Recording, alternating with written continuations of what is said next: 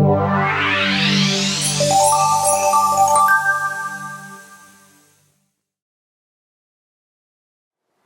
everyone, my name is Bumble and you may well have read some of my reviews or articles on Country Wives. Today I've got some fantastic news, very exciting. I'm going to introduce you to a brand new shoe designer, shoe company, Shoe Galore, Girls Heaven. Olive Aubrey. I actually discovered her when I was going to Spiritus Summer. Now, as many of you know, the Spiritus Summer and Spirit of Christmas every single year in Olympia, London, it is stocked full of hundreds and hundreds of wonderful stands. But after a little while, it all becomes a little bit too much. However, as soon as I walked past Olive Aubrey, I did a complete break because there was a whole collection, not a huge collection, but a really good-sized collection of mid-heel, classic but on trend shoes, any of them that I could have just walked away and wish I had walked away and just worn, and I could have worn for lovely special occasions and for everyday wear. We're not talking of trekking boots. So here we are in London at the headquarters of Olive Aubrey, and I'm going to take you through to meet Susan, who is the director, the designer, and does everything for this new brand. Let me introduce Susan from Olive Aubrey Shoe Designs to you. Hello. A bit of a silly question because girls just love shoes, but Susan, tell me, what made you go into the whole world of shoes? Is it something you've done before? Well, you may well ask. My husband actually commented, does the world need more shoes? Yes. But actually I felt, yes, it did at the time, because I was looking for low-heel shoes at a time when it seemed that it was either stilettos or ballet pumps and nothing in between. True. And that was a couple of years ago. And I originally thought, well, I'll put together what's called a marketplace on a website. So you gather together lots of brands, a bit like Amazon do, and anybody can buy and sell them on there and just collect them underneath an umbrella of a brand that says low heel shoes. And then I looked at the shoes that were actually available with mid and low heels and thought, if I have to wear those, I shall just weep. Yes. So I'll have to go and make some. Or if you spend a lot of money, because you can buy them, and it's a huge, Designer 400, 500, labels. 600, £700. Yes, and that's where I got to. So people like Roger Vivier, beautiful shoes, but they are very expensive. And actually, if you think about actually how much shoes really cost to make, I couldn't really see that there was more than maybe high street rents as being a reason why most shoes are so expensive. And I mean, that's a big factor, inexpensive, but they're not inexpensive, but they certainly don't justify, I think, £400 or £500 for a pair of shoes, which actually, is a pair you're going to wear hopefully every day or quite a lot. Yeah, interesting, yes. So no, and I thought I'm sure I could do something which will give people better value than they're able to get from some of the high street stores in a low heel shoe. So that's really why I started it. And I wanted to make shoes that I wanted to wear, and that's the really important thing for me. I couldn't find what I wanted to wear. Absolutely. Well, I want to wear them too, completely. But Olive Aubrey, very unusual, must be name related. Is it? I mean, where does it come from? Do you have a story to tell us? Well, I suppose a little bit of a story, yes, in the sense that my style inspiration originally was actually the 60s, because my feeling was that the 60s was the last time when low-heel shoes were really stylish, and many a style icon has been launched in a pair of low-heel shoes from the 60s. Yeah. And I can remember my mother wearing them. And I thought, well, I need to put together something which conjures up the style of the shoe I'm doing, square toes, low heels. But also, I can remember her wearing them. So having looked at what the, you do a sort of sweep of other brands online, what have other people called their products. And lots of people said, why don't you call it Susan Aubrey, because you're designing them. Absolutely. The problem I have with that is that I've been online quite a bit. It's my business. I used to work for Marks and Spencer's online. And therefore my name comes up a lot, and I didn't think that was helpful for a brand. So I sort of put the idea together of the 60s, my mother, and my mother's name is Aubrey, and Olive, and so Olive Aubrey it was. And then came the design for the logo, which was, again, sort of 60s/70s reference, so it's kind of keeping with it. With that, but I wanted something where the O for Olive was important as the Aubrey part. So that's what I did. So some very lovely friends of mine who are graphic designers designed that, and that's where we came to. Fantastic. And my mother was delighted, I have to say. She was very pleased about it. Fantastic. Now, it is like me standing here in a sweet shop without being able to sample. So I think I'm going to ask Susan in a minute to take us through just your various styles that we've had a look at and highlighted in particular. Susan, without giving away all your trade secrets, can you give us an idea of the process of making a shoe for you? Yeah, certainly. Most people assume when you talk about designing shoes that you're designing the whole thing from scratch. And you can do that, but most shoes are made around what's called a last, which is a sort of foot-shaped form. And depending on the shape of the last, it will drive what the shape of the outer shoe is. So the main easy way to do it is to pick a last that you like, that makes the shape of shoe you want, and that is then much cheaper to actually manufacture the shoe, because you don't have to make all of the forms to form the shoes around as you go. You can use the ones the factory have already got. Having said that, then you can design anything you like. So these two are the same last, and you can see the overall shape of the shoe is the same, but actually this one's made from a single piece of leather. There's no break in the tongue here, whereas this one, if you could see underneath the buckle and the strap, this is a separate piece to that, which is much cheaper to manufacture because you don't have such a big piece of leather cut out in a flat shape. The other thing which really influences the cost is clearly what you make it out of, and how much detailing it's got in it. So actually this one's got quite a bit of work in it, that one's much more straightforward. But this leather is specially coloured leather.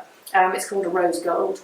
This one I've made for a wedding. It's a one-off, it's a sample. The bride happened to be lucky. I was sampling all of the shoes when she asked if I could make one. So actually that didn't cost any more to make than any of these other shoes did here.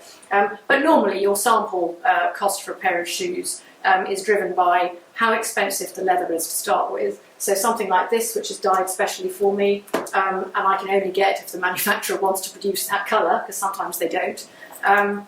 That I will have to buy more shoes in that so that I use all of the leather that I've actually had dyed, whereas something like this, I can buy the velvet off the shelf, so it's actually a much more economic way of making a shoe. And the way that they're actually made in the factory is completely, yes, there are production lines, but these are all finished by hand. So the factory is just outside Naples. It's a family-run business, and the way that they actually do it is that they have lots of the shapes the shoes are made around. They go through the production line, so somebody will cut everything out, somebody will sew around all the heels, somebody will sew around the individual pieces, and they tend to be on a specific part of the make. They don't do the whole shoe from start to finish. It's a production line and they'll go through. But every single pair of shoes is then inspected at the end of the production line, and somebody will then sort of buff up the leather. If it's suede, they'll brush the suede and then pack it into the box by hand once they've checked it for quality. Yes, because I think it's important for Country Wives readers to know that these are not they're not entry-level shoes. No, they're not. Upgraded from that. I mean, the high street, they would have a very different last, probably, wouldn't they? It would be it just seems much cruder. I mean, otherwise we'd all be buying on the high street. I think I can probably answer that in two ways. I think it depends where you get them made. Yes. Because in the Far East, there are clearly very big factories. It's a very low cost of employment.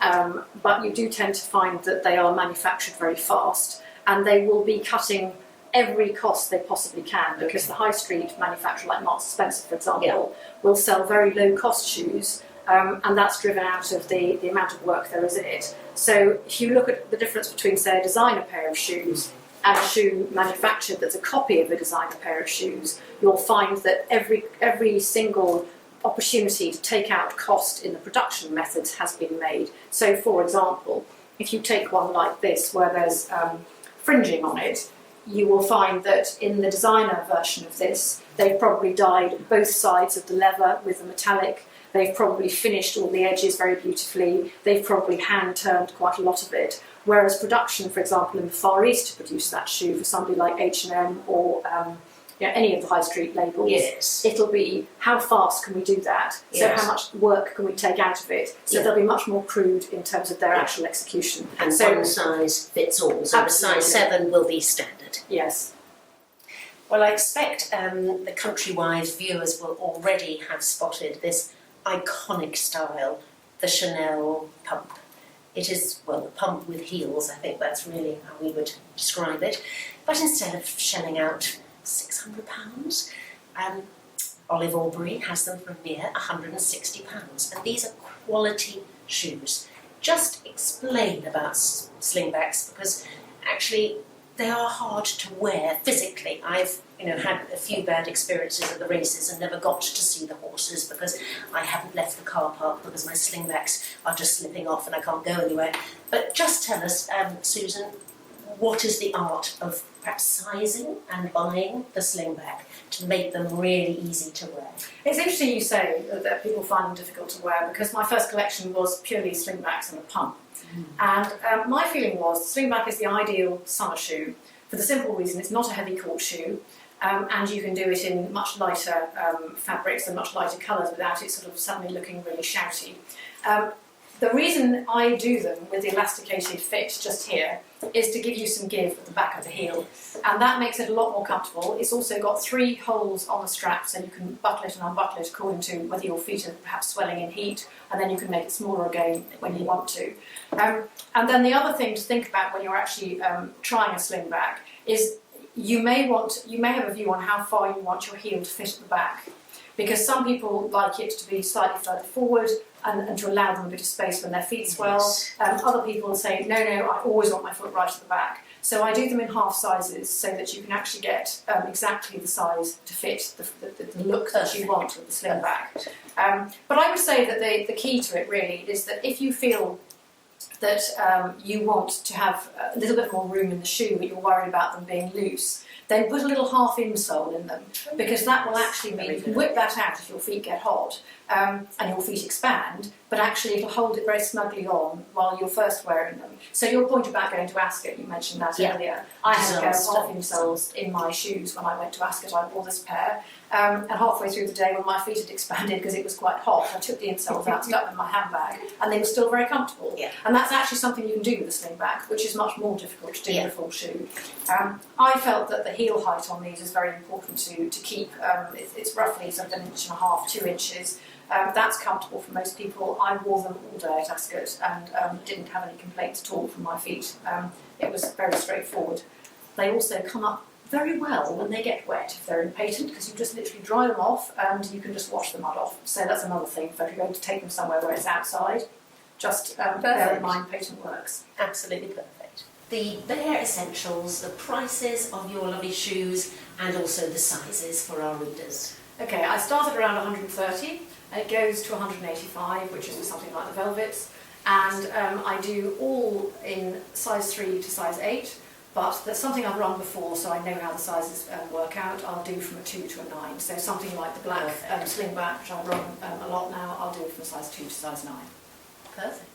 Right, Bumble is wearing on her left foot the Anita loafer, which is leather, which comes in either the rose gold, which she's wearing, or a bronze or a silver. It's actually great to wear with either trousers, you can wear it with jeans, or you can wear it with something like palazzo pants in velvet to dress it up for the evening, or indeed just with dresses and skirts like Bumble's doing. Then on her other foot, she has the Patent Mary loafer, which is 175. That again is quite a good shoe to wear with either trousers or skirts, because the flattering height of the heel means it is quite elegant with skirts as well. That also comes in velvet. The colours in Patent are navy, grey, black and blue. And the colours in velvet are red, green, black and navy.